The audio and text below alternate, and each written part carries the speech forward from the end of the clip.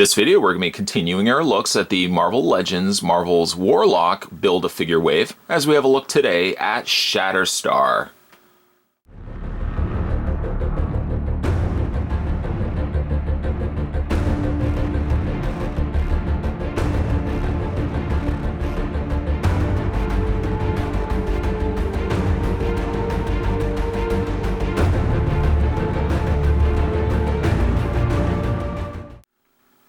Now, if you want to check out Shatterstar's first appearance, you'll want to go to New Mutants Volume 1, number 99, from back in March 1991.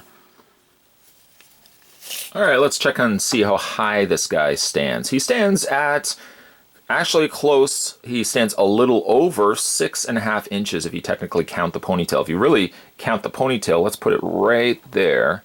That's 6.5 inches exactly with the ponytail intact. He does come with the arm, there it is right there, for Warlock. And it looks pretty good actually, again, like, you can tell again, it's just all black, they've just painted it in gold, but you know, it does look quite nice. Gets the point across. There's very few characters you could actually get to look like this, you know, with the wash over top of it without it looking sloppy. It actually looks really good here on Warlock. So, nice job. Nice job indeed.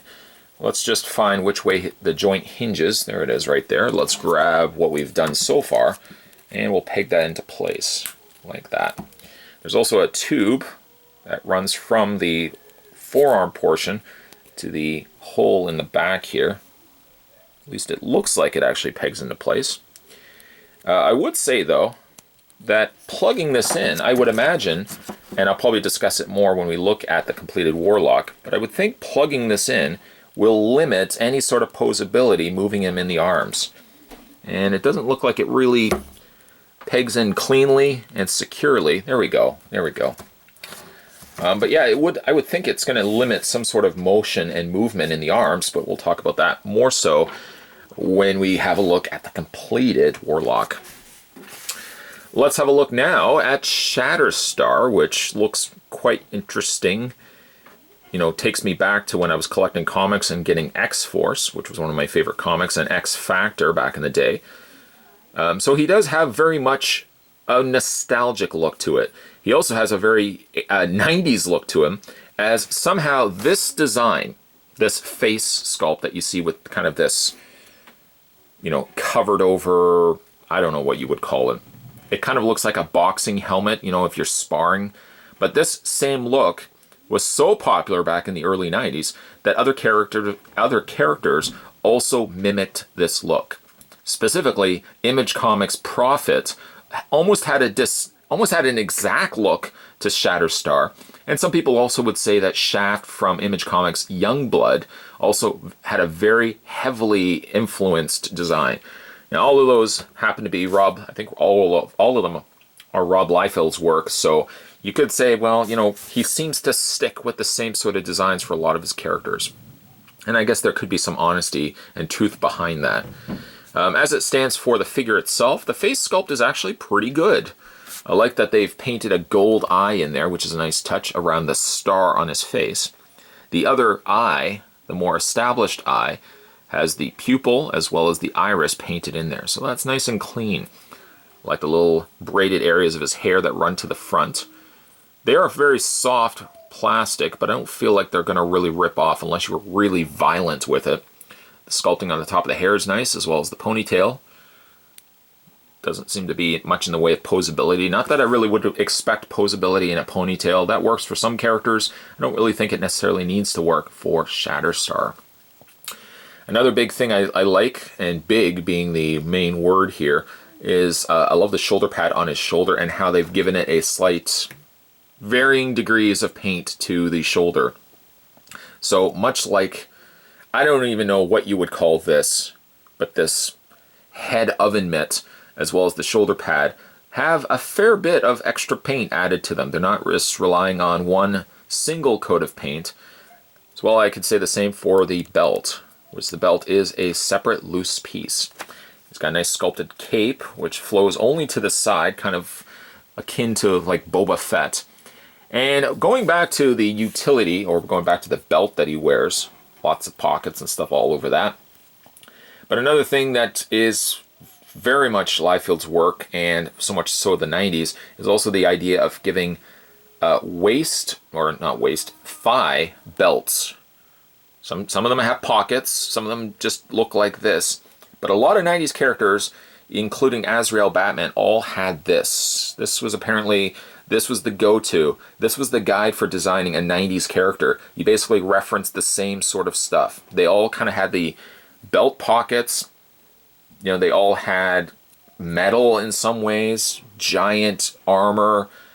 This look, again, carried over a lot for several different characters.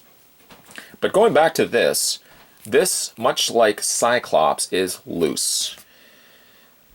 Come on, Hasbro. This does not affect articulation at all. In fact, that's as far up as it seems to want to go, so it would not limit the swivel in the thigh. It serves no any sort of obstruction to this moving that they could have easily glued that into place, and yet they just leave it as a loose appliance.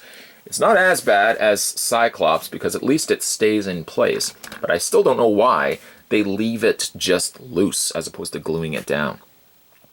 Paint is, for the most part, clean. It gets a little choppy. The waters get slightly choppy as you get to the top of the thigh. You can see some of the black not only either has flaked off or has not been completely painted. You can see all these little areas of white peeking through. The other leg is not so bad. I mean, you do run the problem with, you know, gaps in color, but again, I can overlook that just because of the way the articulation is. I don't expect this to be completely painted through, and from a distance it really doesn't bother me all that much. The boots are fairly cleanly painted. I mean, he does come across a little stumpy. And I've mentioned this with other figure reviews when we looked at the Marvel Legends stuff, that certain figures come across lanky. And it's not so much that they're lanky because they, profile-wise, you know, they're the appropriate height. We're not talking like a 3-inch figure. We're talking a much taller 6-inch figure. That the figures don't, well, proportionately, to me, they seem like they're a little on the stumpy side. If I bring in, say, for example, Cyclops, he pretty much uses the same sort of legs with a few tooling here and there added. Somehow, though, I don't know, Cyclops looks more proportioned. Shatterstar, by comparing him, seems like he's a little more stockier, which I guess fits the profile for the character because he's got a more baggier outfit. He doesn't have the tight spandex that Cyclops has, so it makes a little bit more sense when it comes to Shatterstar here. Again, I just don't like these boots on Cyclops. Boy, oh boy, boy. He does come with a couple of accessories. Let's not overlook those. He comes with his trademark 2 blades, one sword having 2 blades, but 2 swords total. I initially looked at the handles and I thought those handles are way too big. Why would they sculpt such large handles? But you know, funny enough, if you get him into his hand, and we just fit that into his one hand, if you get them around his fingers, surprisingly, despite the fact that the handles look as big as they do, they fit perfectly into his hands. Doing the same on the other side here. It's just a matter of getting it around the fingers. If you get it around the fingers, it's no problem. This one seems to sit a little bit looser than this one, but it's an ideal way of displaying the figure by having both swords in hand. And like, obviously that would be the way that I would personally display him, as he is a swordsman after all. The plastic has been kept fairly neutral, relying only on just the mold plastic itself. They didn't do any additional paint, but I think it does the job perfectly fine. I wouldn't really want anything else above that. Let's have a look at his posability. His head is on a rotation as well as a hinge back and forth via a universal joint. The arms hinge outward, also a universal joint. Rotation all the way around. Gets a little messy, a little stuck, but it does rotate all the way around. It's just a matter of, you know, forcing it a little bit. He has a swivel in the bicep as well as a double hinge on the elbow. Once again, slightly defeated by the fact he's got such a mammoth bicep. You really can't bend. You can't bend the elbow any more. That's about as much as you can get for your double bend elbow. Seems kind of pointless, to be honest. It does not swivel, it seems, at the glove. However, it does swivel at where the wrist connects, the hand connects to the glove. He has the upper torso crunch, as well as the waist swivel. forward and back motion on the legs. I like that they are all using now the new articulated figures. You got that swivel in the thigh. There's once again the belt, the leg belt. Get up there, leg belt. Double hinge on the knee. Oh, there it goes again. Nothing, a little bit in the boots, I should say. A hinge back and forth on the foot, and your ankle pivot is there as well. Good figure. Kind of like a figure that I really wasn't going to expect to find in a Marvel Legends release. But really, that's kind of the way that all of this wave so far is working out. I guess the Cyclops is more the notable character that people are more familiar with, and maybe more so the design is what more people are familiar with. But it's really neat that we got ourselves like a Sunfire, we've got ourselves a Shatterstar, we've got ourselves a Dazzler, which we will be looking at in another video as well. Like we're getting some really interesting characters, and of course the Build-A-Figure being a Warlock, I think this is kind of like that wave that fills in little gaps.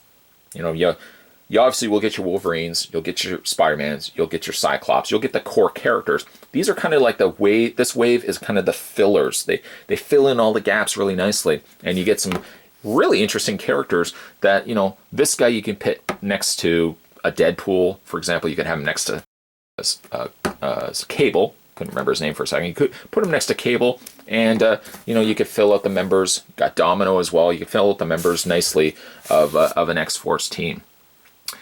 Today, though, we were checking out, this was the Marvel Legends Shatterstar from the Warlock wave. All around a really decent looking figure. My only gripe could be, once again, they don't glue their pieces. Why? Your guess is as good as mine.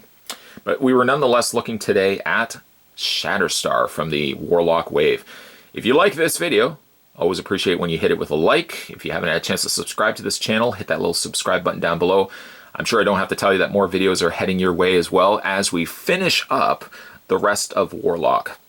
Of course, after that, more videos will still come. I mean, we're not going to start and stop on the Warlock wave and not release anything else on this channel. There's always new videos coming onto this channel, so always make sure you're checking, because unfortunately I do post a lot. As quickly as you probably are seeing one video, I probably have already uploaded another 3 videos. So always get a chance, if you get a chance, to go back and go to the, I know we're kind of wrapping this video up, but go to the main page and then click on the videos. You know, kind of see everything that I've posted. Because a lot of times somebody might overlook something that was posted because the newer video, you know, has come out more recently. So always check out those older video guys. Always check out the playlists as well. And as always, I'll see you next time.